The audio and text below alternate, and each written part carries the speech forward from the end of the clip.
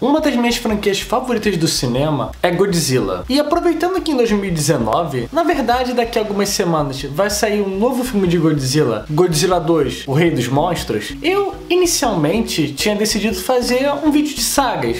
Sabe, falar sobre todos os filmes já lançados de Godzilla. Só que, pensando melhor, é um trabalho um pouco gigantesco pela quantidade de filmes e que eu não sei se eu receberia o retorno que eu espero. Então, eu vou fazer uma coisa um pouco mais simples, mas que também me agrada muito. Eu vou falar de cada monstro que vai aparecer nesse filme. No caso, são esses aqui que já estão aparecendo aqui no pôster. Tem o Godzilla, obviamente, o Ghidorah, ou King Ghidorah, o Mothra e o Rodan. E o episódio de hoje, eu vou começar falando sobre o Rei dos Monstros. É claro que eu tô falando do Godzilla.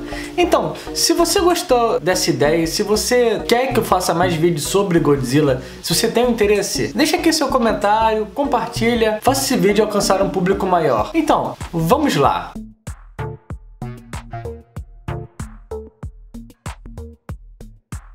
Godzilla, ou Godira no seu original, que é basicamente a junção da palavra gorila e Kudira, baleia. Godira, e se forma essa bela palavra. É inicialmente, por muita gente, pensado como um filme de um cara dentro de uma fantasia de monstro. O que não dá pra se negar que é.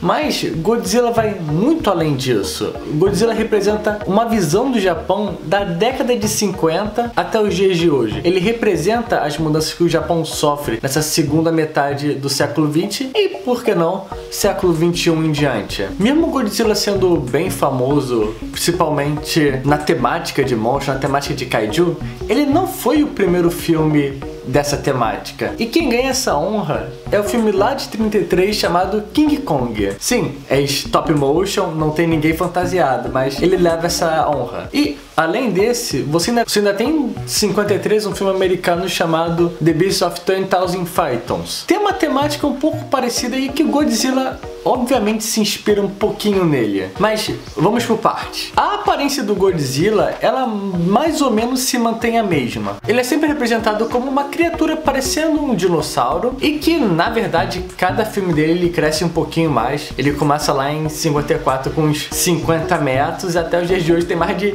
120 metros. Ou mais se der bobeira. Se você for olhar pelas animações então, cara, só desiste. E é claro, a origem do Godzilla, ela pode variar um pouco de filme para filme, mas normalmente ela sempre está ligado ao uso de energia nuclear. Por exemplo, no filme de 54 é dito que o Godzilla surge porque um teste americano que ocorre acaba acordando o monstro. Ou uma outra versão é que essa bomba acabou destruindo a casa do Godzilla e ele, puto, vai destruir a nossa. Tem uma versão que ele é mais um espírito vingativo dos mortos da Segunda Guerra Mundial, um alienígena talvez, um protetor da Terra, um ser mitológico. Tudo é bem variado, mas a aparência de um dinossauro normalmente se mantém. Os filmes de Godzilla é originário da produtora Toho, que atualmente já fez um total de 33 filmes. Se você contar os americanos e com mais o filme do ano que vem, do Godzilla contra o King Kong, vai ser um total de 36 filmes, tornando eles, tipo, a maior franquia de filmes na ativa.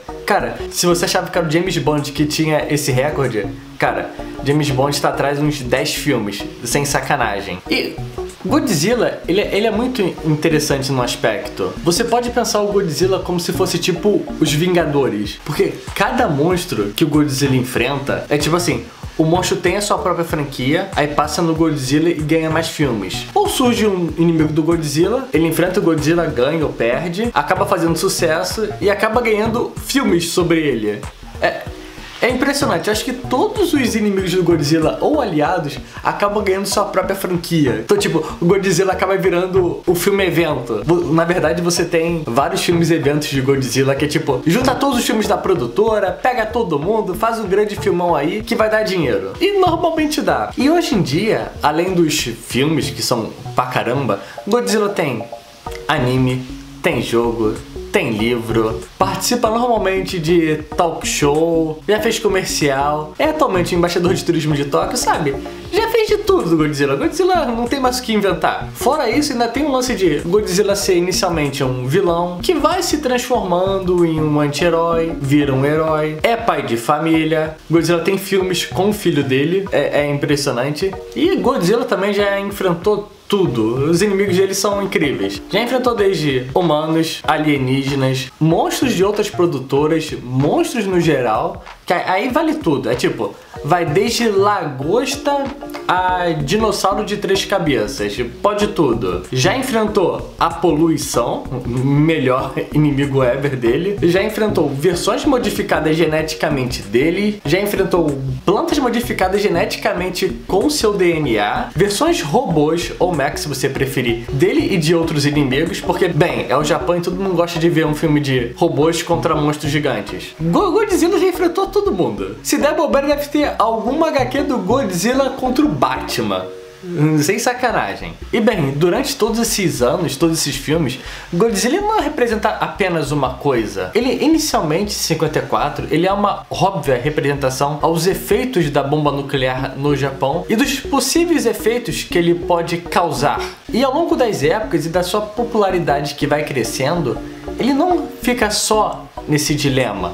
Ele também apresenta questões sobre bullying, quando se é apresentado o filho dele, o filho dele sofre bullying de outros motivos, é hilário isso. Ele também representa os dilemas do povo japonês e do governo japonês nas décadas seguintes, tipo, questão ambiental, questão de clonagem, questão de poluição, tudo isso acaba sendo referenciado como um monstro em Godzilla, como uma nova temática. No caso, quando você tem os acidentes de Fukushima, você também tem um filme em relação a isso, só que nesse filme, em vez de você falar sobre o monstro que é causado, você fala mais sobre a ineficiência do governo em tomar certas atitudes. Então, Godzilla não é apenas um monstro, ele representa muito mais do que isso. E com um total basicamente de 36 filmes, Godzilla é basicamente dividido em 4 períodos das suas publicações. Você tem a Era Showa, Era Heisei, a Milênio e a Pós-Milênio. Obviamente, as duas primeiras, Showa e Heisei, têm relação aos imperadores que estavam no Japão. A seguinte era Milênio, porque, bem, começa em 2000 e todos os filmes no período de 99 e 2000, na virada do século,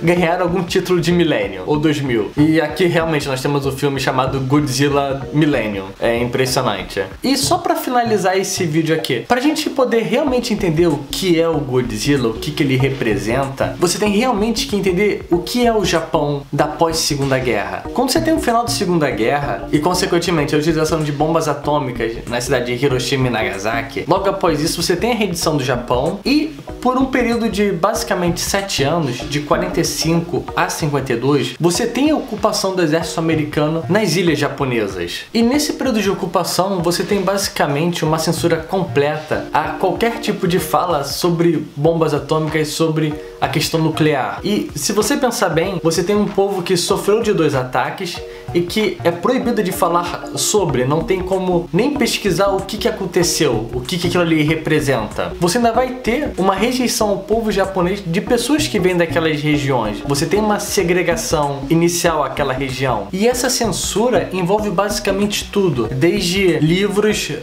ou questão mesmo de diário, você querer falar do seu sofrimento, nada disso é publicado, jornais, não tem nada.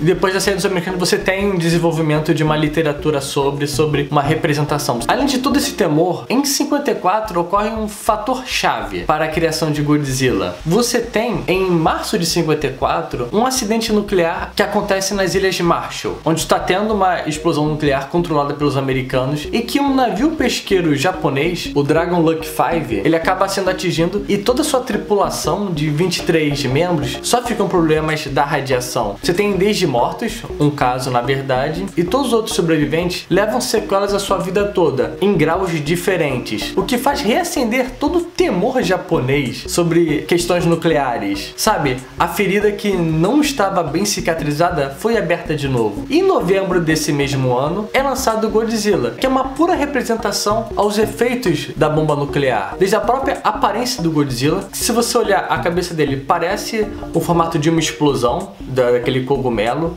os poderes em que ele tem, os raios nucleares, a forma com que ele é criado, a mutação que ele sofre. E o filme de 54, ele discute muito desde como enfrentar o Godzilla até como eles deveriam utilizar o Godzilla para o bem, ou algo do tipo. Se eu continuar falando muito, eu vou acabar entrando no primeiro filme, não é bem esse o meu objetivo hoje. Bem, espero que vocês tenham gostado desse meu primeiro capítulo. Se vocês gostaram, pode comentar à vontade, compartilha, deixa todo mundo saber. Para o próximo episódio eu vou falar sobre Mothra, a grande mariposa da série. Bem, a gente se vê lá. Até depois.